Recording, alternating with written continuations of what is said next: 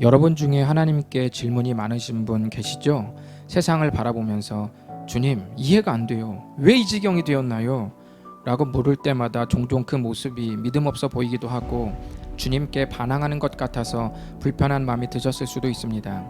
개인적으로 저는 그것이 꼭 나쁘다고 생각하지는 않습니다. 질문을 한다는 것 자체가 주님의 뜻에 관심이 있는 것 아닐까요? 그리고 주님은 그런 분도 사랑하십니다. 사실 여러분만 그런 것이 아니라 과거 역사 속 신실한 선지자 중에도 반항기가 다분한 분이 있었습니다. 지금으로부터 약 2600년 전에 하박국이라는 이스라엘 선지자가 있었습니다. 그는 공정하지 못한 사회, 그리고 불의한 사람들이 판을 치는 세상을 보면서 주님이 계시다면서 왜 악을 내버려 둡니까? 왜 의로운 사람들이 악인들에게 둘러싸여서 불공정한 대우를 받아야 합니까? 라고 도발적인 질문을 쏟아냈습니다. 하박국의 질문에 하나님은 자신이 정한 때가 있는데 우리 눈에는 더디게 느껴질지라도 반드시 하나님께서 회복하실 날이 이를 것이라고 약속하시면서 하박국을 향해 의인은 믿음으로 말미암아 살 것이다 라고 말씀하셨습니다. 세월이 흘러 하박국을 향한 하나님의 답변은 오늘날 혼란한 시대를 살아가는 수많은 그리스도인들의 답변이 되고 있습니다. 그리고 오늘 성경에 기록된 가짜 복음에 빠져있는 갈라디아 성도들을 돌아서게 하는 과정에서도 여전히 해답이 되고 있습니다.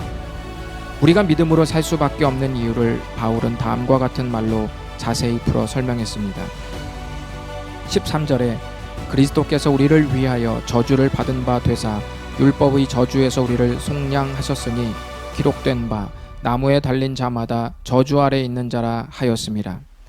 고대 시대에는 죽은 죄수를 나무 기둥에 매달아서 법을 어긴 자들의 경고로 삼았습니다. 그러므로 나무에 달린 자들은 자연스럽게 저주의 상징이 되어버렸습니다. 오늘날 우리 모든 사람들은 아무리 완벽하게 살고자 애를 써도 매 순간 그리고 소소한 모든 일까지 실수하지 않을 수 없으므로 자연스럽게 의롭지 못한 상태가 되고 맙니다. 그 삶을 바울은 죄의 저주 아래 놓인 삶이라고 했습니다. 그런데 예수님께서 나무 십자가에 매달리심으로 친히 우리 대신 저주를 받은 것입니다. 원래 의미는 저주를 받은 것이 아니라 아예 저주가 되셨다고 강렬하게 기록되었습니다. 우리가 받을 저주를 대신 받고 우리는 예수님을 믿음으로 의롭다 여김을 받아서 아브라함과 같이 믿음으로 의롭게 된 사람들이 받을 약속을 성령을 통해 받게 되었습니다. 이 얼마나 엄청난 선물입니까? 저주로 우리의 전 존재가 묶여 있다가 예수님 때문에 완전히 의로운 존재로 여김을 받게 되었습니다. 십자가는 곧 우리의 전부입니다. 많은 사람들이 교회를 다니거나 예수님을 믿고 난 후에 지금보다 좀 더 나은 생활을 꿈꾸곤 합니다. 직장에서 승진도 좀 하고 차도 좀 바꾸고 집 평수도 좀 늘리고 자녀들 미래도 남부럽지 않게 잘 풀렸으면 하는 마음이 있습니다. 이런 꿈이 꼭 나쁜 것만은 아니지만 그렇다고 본질도 아닙니다. 진짜 하나님의 꿈은 그 정도가 아닙니다. 언젠가 끝이 있고 썩어질 것들을 더 많이 축적하라고 예수님이 우리 대신 저주가 되신 것이 아닙니다.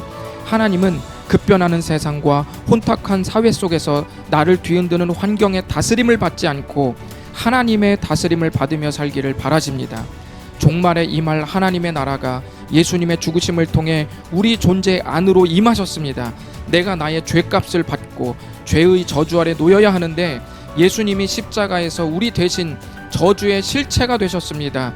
우리가 하나님 앞에서 의롭지 않으면서 의롭다고 여김을 받을 수 있는 이유는 예수님 때문입니다. 이 사실을 믿음으로 우리는 하나님의 다스림 속에 들어갈 수 있습니다.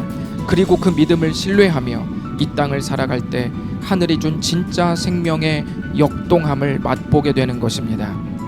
그것이 의인은 믿음으로 살 것이라는 말씀입니다. 여러분에게 십자가는 무엇입니까? 그저 부분적으로 고장난 내 삶을 수리 내지는 보수하는 기능 정도는 아니기를 바랍니다. 십자가는 좀 더 나은 삶을 위한 것이 아니라 우리가 가진 전부이며 또 우리 생명 그 자체입니다.